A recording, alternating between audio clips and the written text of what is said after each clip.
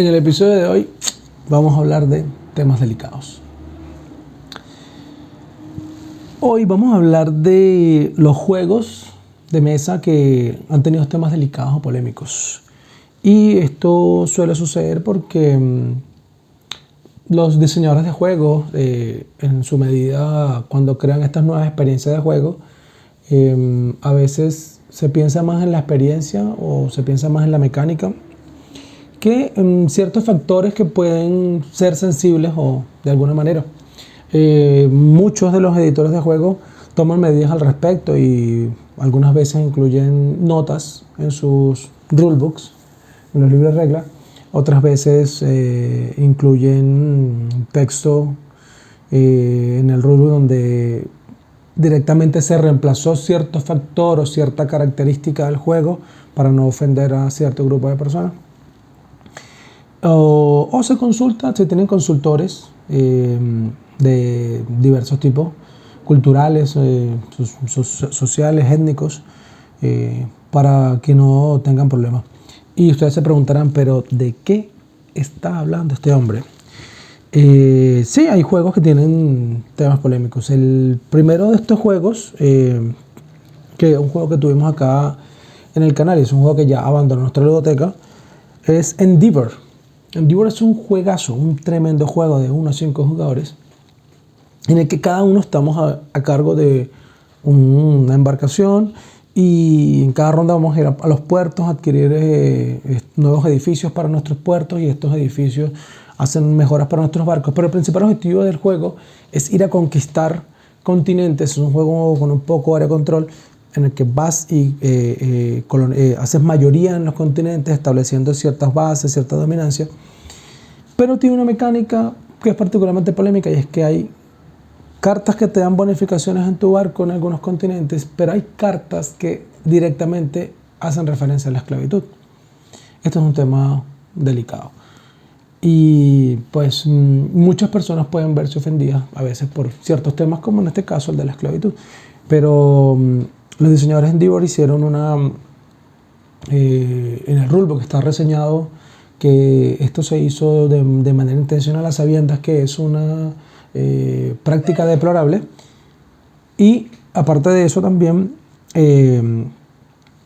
estas cartas de esclavitud que utilizas para obtener unos beneficios inmediatos que te da, al final de la partida son puntos negativos. Entonces, a la larga esta práctica te beneficia en el turno, pero al final de la partida es mala.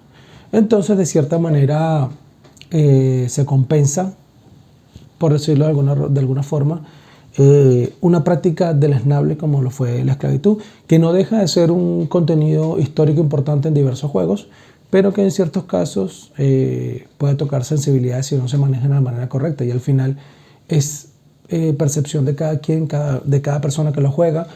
Algunas personas pueden decir, pero es un juego, ¿cuál es el problema? Y otras pueden decir, el problema es que es un juego y se masifica y se normaliza la conducta.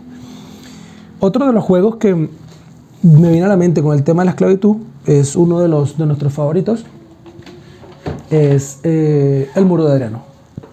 El Muro de Adriano es otro juego que tiene referencias a la esclavitud. En el rulebook está claramente expresado que a pesar de que es una práctica deplorable, como les comentaba anteriormente, no es un hecho histórico que podemos omitir o podemos tapar. Entonces, a pesar de que está expresada en el rulebook, no está manejada de esa manera. Los trabajadores de un juego digamos, es un flip and write. Tú revelas una carta y vas rayando en tu hoja. Tienes 2 hojas. Una hoja representa todo lo que es el factor, todo lo que es la defensa, la empalizada, el muro de Adriano como tal, que pues es un juego histórico. Y otra hoja representa todos los aspectos sociales de tu bastión. La mención a la esclavitud no está directa en el juego, pero es un hecho que no se omite en el rulebook y eso de cierta manera es apreciable. Es decir, mira, ¿sabes qué? Durante este periodo de historia pasó esto que es súper deleznable, quiero que lo sepas, pero no está temáticamente implementado en el juego. Y estos personajes estos trabajadores que tú puedes utilizar en tu turno para hacer las veces de esclavos, no son los meeples negros. Los meeples negros son los militares, es la fuerza militar. Y los meeples que hacen las veces de esclavos son los meeples morados.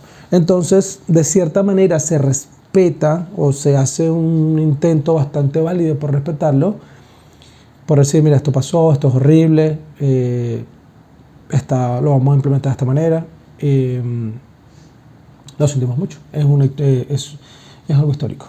Y está bien que los juegos tomen todos los aspectos históricos y que nos quieran contar una historia histórica, pero una historia histórica, nos quieran contar una historia desde un punto de vista exacto, pero haciendo ciertas salvedades porque hay temas de la historia que son bastante complicados, como que hiciéramos un juego de área control donde el objetivo es ser nazi y dominar el mundo. Complicado, delicado, cada quien tendrá sus opiniones, si tú la tienes, déjamelo en los comentarios. Pero hay ciertos juegos que sí la polémica se incrementa mucho más y el tema es delicado. Caso particular, por ejemplo, lo que acaba de suceder con Viticulture. La última expansión que salió de Viticulture, que es una expansión mundial, incluye varios personajes de varios continentes, de los 5 continentes, que para el diseñador, en este caso James Stegmaier, y para la consultora cultural que utilizaron para el desarrollo de estos personajes, aportaron al vino en cada uno de estos continentes. El error grande y craso fue que en el caso de Sudamérica, estos personajes que te podías ganar, que te daban bonificaciones, entre estos personajes estaba Pizarro. Y pues Pizarro, un conquistador español, primero pues, ¿cómo me voy a ganar por Sudamérica un personaje español? No representa a los sudamericanos. Y lo segundo fue que Pizarro erradicó parte de nuestra cultura autóctona. Arrasó con los indios de nuestro continente. Entonces, desde todo punto de vista era inaceptable que jugando a Viticulture, tú por Sudamérica como bonificación te ganes un español conquistador que mató, asesinó y violó y quemó en Sudamérica. Cuando ese personaje no aportó nada al vino, era completamente inaceptable desde todo punto de vista y un error de diseño grandísimo. Las chicas de Thinker Timmer, Maggie, particularmente Maggie y Amy, y Maggie, que es venezolana, ellas viven en Australia, tienen un canal de juegos de juegos de mesa muy bueno que yo sigo, se llama Thinker Timmer. Maggie hizo énfasis en esto en su canal y de hecho termina el video llorando de saber que todas estas atrocidades ocurrieron y incluyeron los personajes como una bonificación de la que tenemos que agradecer. Hay aplausos a Stonemaier Games y a James Stegmaier que brincaron rápido, que pudieron atender el problema antes que saliera el juego a distribución e incluyeron dos personalidades chilenas que sí aportaron al vino en Sudamérica. Entonces acá sí tiene sentido que tú digas, mira, por Sudamérica voy a robarme a este personaje de la nobleza de Chile, una persona chilena del año 1800 que sí aportó a la cultura del vino en el continente y en el mundo. La solución de ellos fue, mira, vamos a incluir estos dos personajes como cartas promo pegadas en la caja. Por favor, cuando tú recibas tu juego, rompe estos dos conquistadores porque esto es inaceptable desde todo punto de vista. Ahí volví, digo, positivo, súper positivo a la gente de Stonemaier Games que reaccionaron de una vez, y James Stegmaier, que siempre ha sido muy transparente en la forma en que diseña sus juegos, hace unos lives semanales en Facebook donde expone puntos de vista, expone tips de diseño, expone cosas sobre su cadena de producción. Es una empresa que se ha caracterizado por ser muy transparente en el negocio y que recibe mucho feedback y lo usa y lo interpreta muy bien. Y en eso de verdad que son súper plausibles. Aparte de que Viticulture es uno de los juegos más jugados del mundo. Es uno de los juegos más recomendados. Está en top 20 de la Board Game Geek. Es un juegazo, la verdad. Y cómo no reaccionar así rápido ante este juego. Por el caso, por ejemplo, de Endeavor o del Muro de Adriano, que no tuvieron problemas, pues digamos que no tienen el nivel de visualización como si lo tiene un juego como Viticulture. Y el último caso, este caso más reciente, es un juego que está actualmente en distribución, que se llama Catalinas, las ciudades de la Zarina, y está basado en la historia de Catalina la Grande y la expansión de los rusos. Pero el problema es en qué momento tú como empresa de juegos de mesa y tú como diseñador decides, tal vez como diseñador entiendo que estos juegos pasan por 4, 5, 6 años de prototipo hasta que sale a la venta, pero ¿en qué momento tú como editor de juegos dices, ok, saquemos un juego sobre cómo se expandieron los zares rusos en 1800 y 1900 sobre Ucrania en el 2022 en plena guerra de Rusia con Ucrania? Es como inaudito, es como inaceptable, es como pareciera que quisieran explotar el conflicto a su favor y le salió todo al revés. Si entran en la Board Game Geek, esta página donde están catalogados todos los juegos de mesa, y buscan Catarina, Ciudades de la Zarina, y ven la puntuación, el juego está horrible. Actualmente, la última vez que lo revisé estaba por debajo de 6, y la gran mayoría de los comentarios era justamente que era sumamente deplorable que